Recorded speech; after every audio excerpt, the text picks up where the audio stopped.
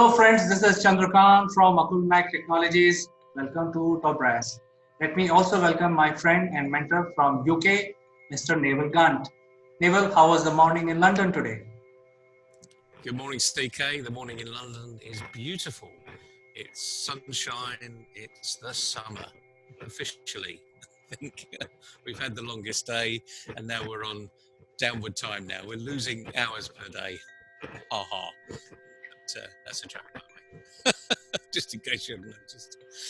But yes, like everything else, the seasons are changing, the days are changing, and like many places in the world, things are changing. They're out of our control.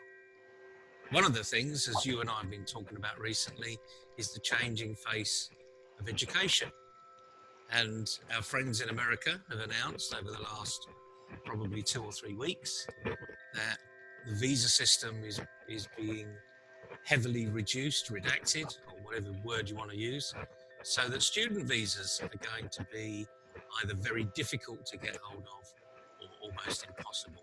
And that's got massive ramifications for young people that are studying and want to go to an American university from all over the world, but in particular India, because you've got quite a lot of young, up-and-coming superstars that see the dizzy sights of America, the lights of New York, the Sleepsville city of Los Angeles, etc., etc., and they troop towards the education system in America. But all that is literally, the rug is being taken from underneath their feet. So how are they going to be coping? What advice can we give to them? More importantly, their parents, actually, that are pushing them in that direction. What do you think we can give them today?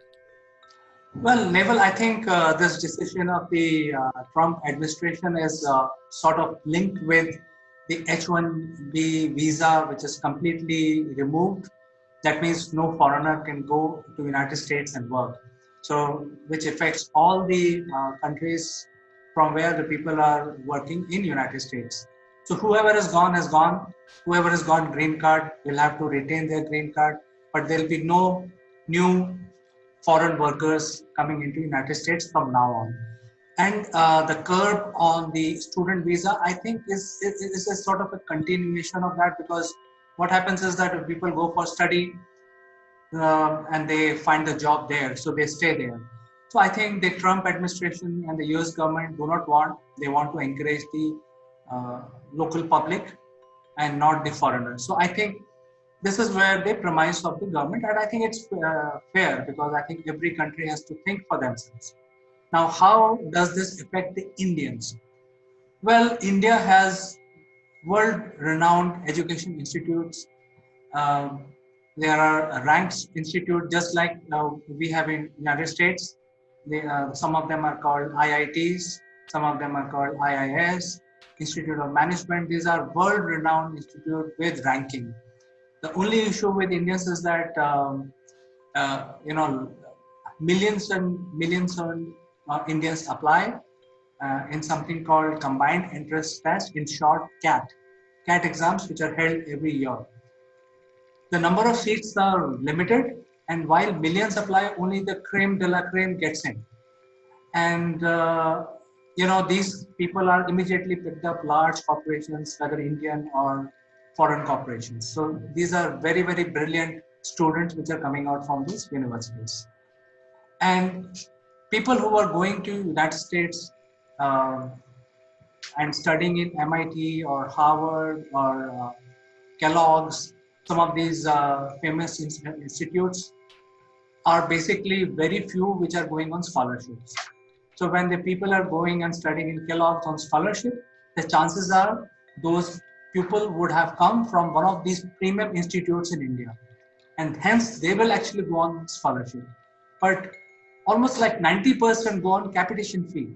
So if you are a son or a daughter of a very rich person, it's a lot easier to get into universities in United States.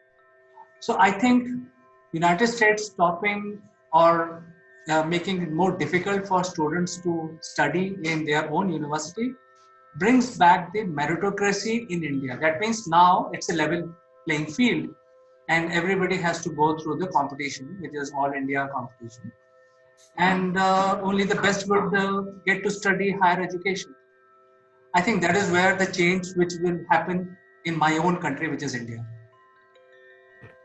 Yes, and as we see, and you very eloquently put it, you know, it's fair that the US have decided to do this, and they can do what they like. Really, they're an independent country.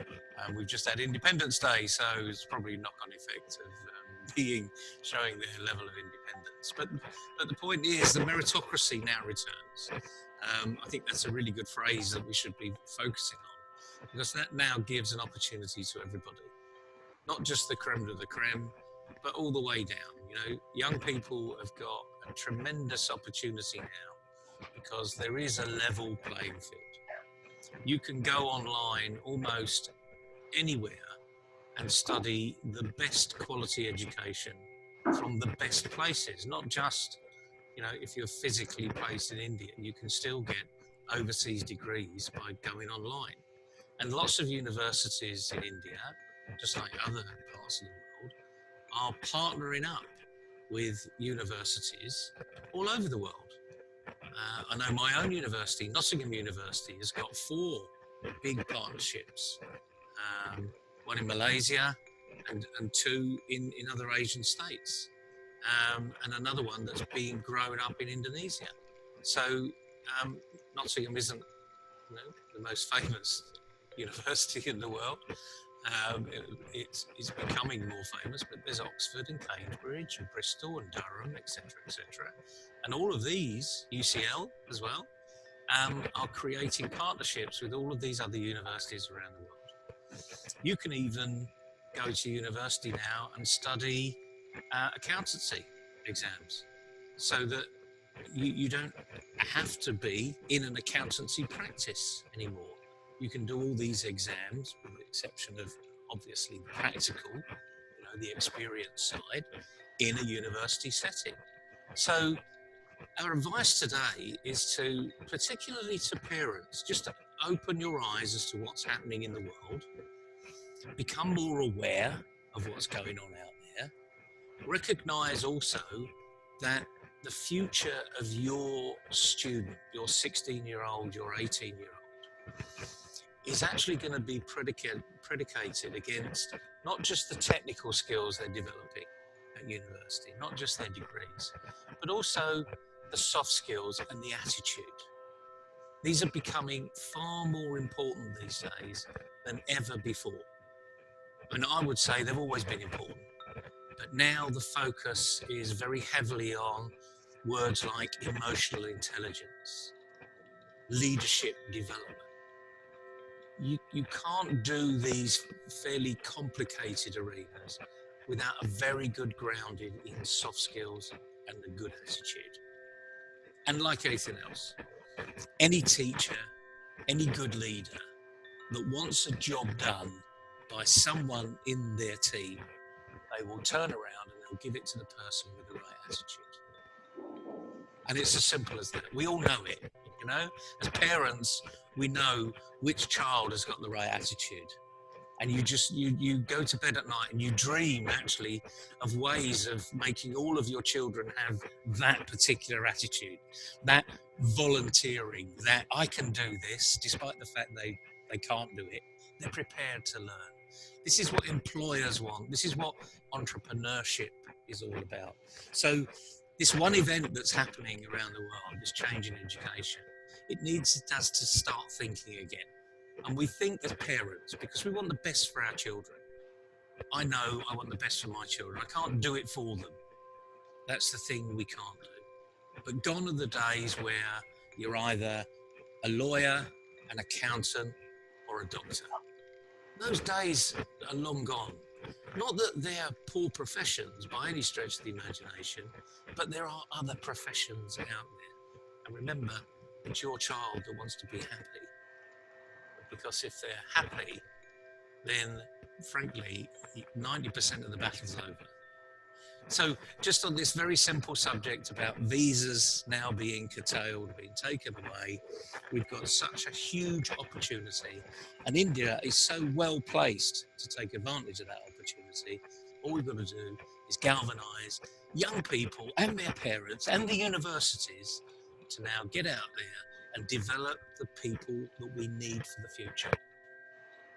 Because today's students are tomorrow's leaders.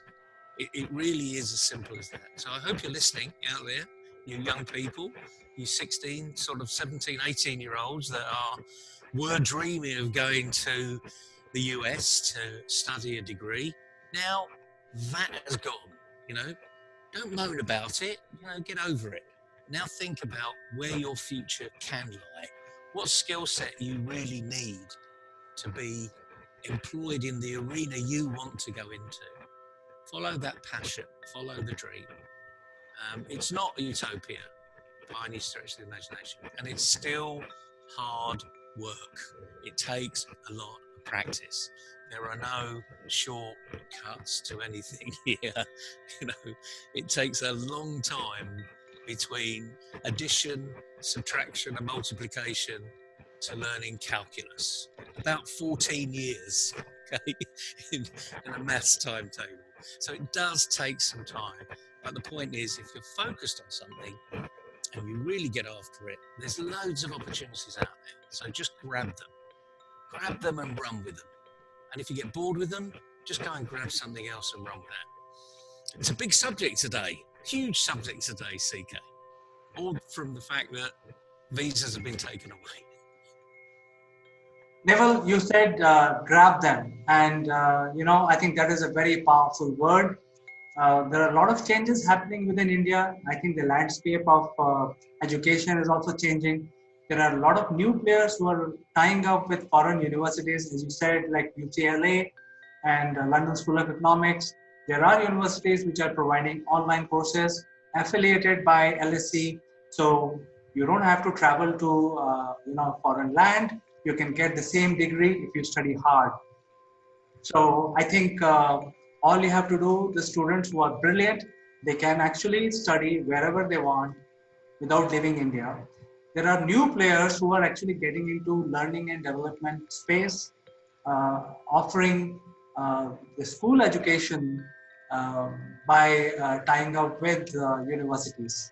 So I think the landscape itself is changing, and very well said, Neil. I think these are different times, and I think new solutions are coming up gradually, and it'll offer new opportunities. So with this, we will end our discussion, Nepal, for today.